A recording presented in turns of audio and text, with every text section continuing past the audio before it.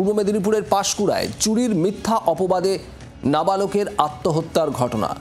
আর এই ঘটনায় সিভিক শুভঙ্কর দীক্ষিতের বিরুদ্ধে অভিযোগ। সিভিকের প্রতি অভিযোগে অনড় পরিবার। আতঙ্কে সিভিক ও তার পরিবারের গা ঢাকা দেন। বিকেলে নিজেদের বাড়িতে ফিরে আসে পরিবার। অভিযুক্ত শুভঙ্কর দীক্ষিত বর্তমানে থানায় কেন অভিযুক্ত সিভিকের বিরুদ্ধে ব্যবস্থা নয়? ঘৃণ্য অপরাধের পরেও কেন সিভিককে রক্ষার চেষ্টা?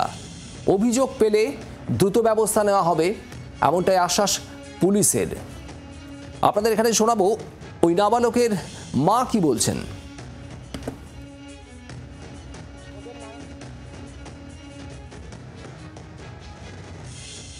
ছোট্ট নাবালক সন্তানটা চলে গেছে বলে ওদের জন্য কিন্তু ওরা ছুটেছে। বারে বারে আপনাদের কাছে এটাই রিকোয়েস্ট। কল্যাণ ঘরে এই মন্তব্যের জন্য কি বলবেন আপনি? কি বললাম? আমি তো বলছি ও কি নিঃসন্তান? ও কি সন্তান আদৌ যে বললো ওর মার জন্য যে চলে গেছে? ওর মার কি তাহলে শাসন করার কি অধিকার নেই বলুন না? সে তো খুব ভালো শিক্ষার জন্য গেছে। ওরও ছেলে গেলে বলুন না, ওকে জিজ্ঞেস করবেন যে ওরও ছেলে যদি দোকানে যে যদি এই আশাটা আসে, এইটা যদি করে, ও কি যাবে না যাবে না, এই জিনিসটা চাইবেন কৈফিয়ত।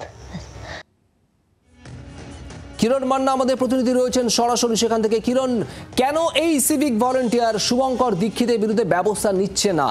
পুলিশ কেন ব্যবস্থা নিচ্ছে না? থানা কোনো পদক্ষেপ কেন করছে না?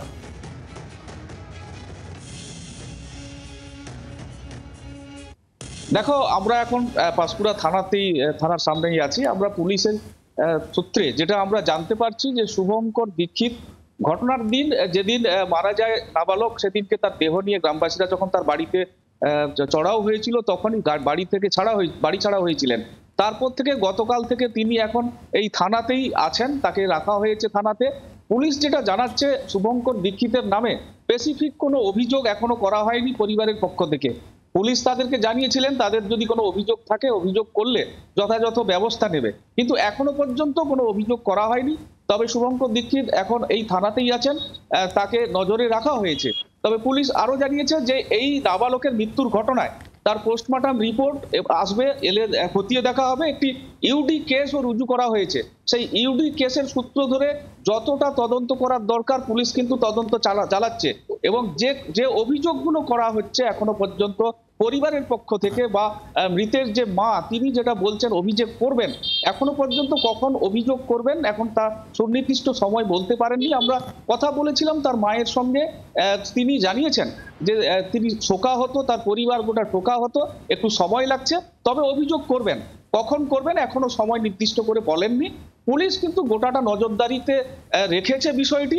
সুমোটো মামলা করার বিষয়ে আমরা কথা বলেছিলাম, পুলিশ জানিয়েছে সুমোটো মামলা করার কোনো বিষয় নেই, যেহেতু মৃতের পরিবার অভিযোগ করবেন বলে জানাচ্ছেন, তাই সেই মামলা এখনো করা হয়নি। তবে একটি মামলা হয়েছে ইউডি কেস, সেই মামলার পরিপ্রেক্ষিতে পুলিশ সেই সূত্র ধরে এখনো তদন্ত চালাচ্ছে।